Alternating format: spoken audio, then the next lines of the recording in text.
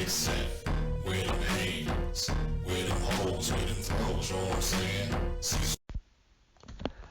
So the common wisdom is that you don't make money off of martial arts, that there's no real money or direct money in it. It is something that you do for the love. It's something that you do, as a hobby for fun, and that it's rare that you make money as a martial artist. And on the surface, unfortunately, that is very, very true. But to say that you really don't make money from the martial arts, yes and no. Other than the obvious ways of making money, as in you find a way to become a professional athlete in your chosen combat sport, you become an instructor, be it full-time, part-time, and as an entrepreneur.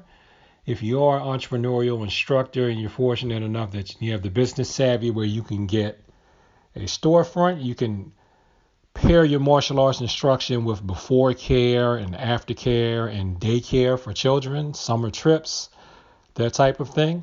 I've seen some people take their martial arts instruction and modify it to be geared more towards self-defense. I've even seen some people use their martial arts instruction and cater it to rehabilitative therapy, believe it or not. And I even saw one guy that I really want to do a video on if I can find him again, just because I thought the approach was interesting.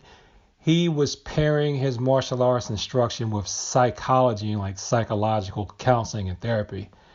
And I thought I was the only person that ever thought of that, but apparently I'm not. So maybe I should call this how I make money off of the martial arts, in addition to teaching, teaching it part-time.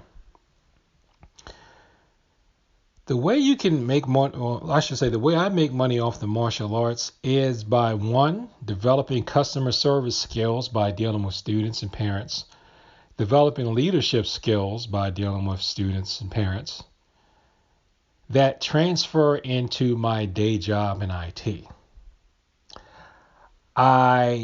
The way I've ended up coaching and training people to do things in IT, I took that directly from the way that I was taught to train things in martial arts. Because if you design a class, you design a curriculum, you got to break things down into the individual parts, figure out what your beginner, intermediate, and advanced levels are, and give people tasks and have them participate in skills that build from a beginner, intermediate, and advanced level. And not only that, if you are a martial artist, just like you have to be coachable by people who are senior to you in the art, you have to make sure you're coachable that you are coachable by people who are senior to you at your place of work. And if you take the attitude that you are ever learning as a martial artist, you need to take the attitude that you are ever learning in your career, which means that you can learn from anyone, whether they are quote unquote above you or quote unquote below you or your peers. If you can accept the fact that you're never going to know it all in the martial arts, but you're always striving to improve, that is a great outlook to take into your career. And I think that outlook that take into a career will in the long run help you make a lot of money. Other things I've learned, I found that it was easier and easier for me to read and dissect and have the mental endurance to go through technical manuals for IT jobs once I started doing the same thing for martial arts, because this stuff can get to be pretty technical. Once you start going through your diagrams or your forms, or you start trying to learn how to do like judo kata, you start learning how to do things like pressure points, and you got to do research, and you've got to figure out, study anatomy and read all the charts and graphs and graphics. It takes the same mental effort to do that for, when I as a software tester, I'm given a testing assignment or work request to go through and dissect. It's the same type of dynamic, in my opinion. It even comes down to the way you breathe. Believe it or not, learning how to focus and breathe as a martial artist can come over into learning how to focus and breathe, stay relaxed, yet intense while you're trying to complete a long-term assignment or a difficult assignment, while you're trying to troubleshoot and problem solve. Sadly, sometimes the ability to defend yourself physically can come in handy in an IT job if you're a software tester. Your job is to give people bad news, and the rare occasion that someone doesn't like what you say, and let's say they try to get physical. So, yeah, your skills can come in handy there too, even if all you do is just bob and weave and parry. Don't preemptive strike. Don't preemptive strike. No, don't. No. Don't preemptive strike in IT. Please don't do that. I do not recommend that you do that. Please, that's not what I'm saying. But you know what you can do? Make your body strong, which will make your mind strong. Make your body flexible, which will help to make you flexible. And some of that flexibility helps too when you're doing like I have to do lately and do some prolonged sitting. Prolonged sitting. So I think the most blatant example of how my martial arts skills transferred into making money for IT is something that I did. It's been over 30 years ago now. I got hired for a job. I'm going to not say the names of the companies, even though this is ancient history by now, but still. There were dangerous neighborhoods that needed this particular products, wide area networks put in so that the customers could get something that they needed very much for their health. And the other technicians wouldn't go in there to help complete the installation of the wide area network.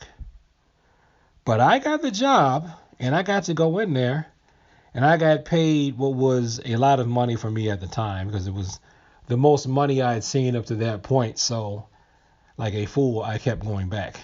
Every time I complained about danger, they gave me more money, and I went back. But I went in for an interview, and I noticed the woman kept looking at my hands. I think I've talked about this on this channel before. She kept looking at my hands. I noticed she was looking at my knuckles. And then she showed me her knuckles. And she had conditioning from her knuckles from Makiawa training. This is when I used to do knuckle push-ups, and I used to punch things to condition my hands. So my first 2 knuckles were dark too. And she said, I think that you can handle this job. And I was thinking that she meant that metaphorically. I didn't think she meant that literally. Because there were a few times when to get to the customer and then get to the client so I could help do the installation, I had to deal with people trying to physically handle me, and I had to handle them. I didn't hit anyone. I just exuded the fighting spirit and let them know that I was willing to, and that was all it took in those instances. If it had came to it, I would have, and I would have been in the right because I only do stuff in self-defense. And there are a lot of people that poo-poo that, and there are a lot of people that think that if you're threatened, you should always hit first. I don't believe that. Yes, I know you're behind the 8 ball if you parry and counter and intercept rather than strike first. But I think a lot of people that came up with those strike first, strike hard, no mercy, sir rules weren't minorities who, don't have the benefit of the doubt in the legal system. So I'll just put it like that. So yes, that is how you can make money as a martial artist. Even if it's not by how many high kicks you do directly. It's the things that you learn when you're doing your high kicks or your punches or your throws or your rolls, your pins or your ground fighting. It's that different perspective, a different way of working your mind, your body, your spirit. Learning things about different cultures so you can strike up a conversation with someone from another culture. Especially in IT, if they do martial arts and you do martial arts and they know you're interested in something from their culture, some people are actually flattered by that. As long as you're being respectful with it. And they love to talk about their favorite topic, themselves and where they come from. And if you like learning about different people and different cultures and different things, and you can segue that through your martial arts training, it's a great way to reach out to human beings and not just learn how to beat them up. Thanks for watching this video. Like, comment, and subscribe. Please share this with people like to talk about the martial arts in peace. And as always, thank you for your time. I appreciate it. And if you're wondering, this video was done by MP3 with nothing but darkness because, hey, I've been busy lately. Peace.